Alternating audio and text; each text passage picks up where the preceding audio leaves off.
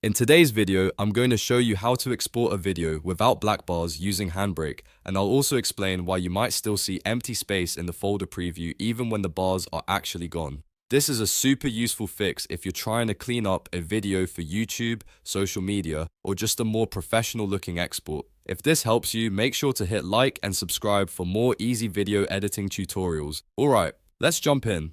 First, open HandBrake and load the video you want to fix. You can drag and drop the file straight into the window or use the open source button to browse for it. Once your video is loaded, HandBrake will analyze it and show you the source details. Now, choose a preset.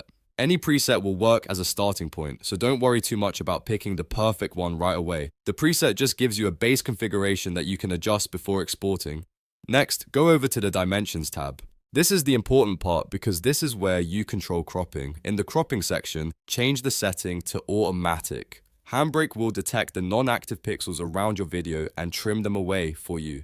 That's what removes the black bars from the final file. After that, check the resolution limit setting. Make sure it is set to none or leave it at the source resolution if that's what your project needs. This helps prevent HandBrake from scaling your video in a way you don't want. You want to remove the bars, not accidentally reduce the quality or change the image size unless that's part of your plan. Once those settings are in place, take a quick look at the preview if you want to confirm the crop looks correct. If the frame looks clean and the bars are gone, you're ready to export.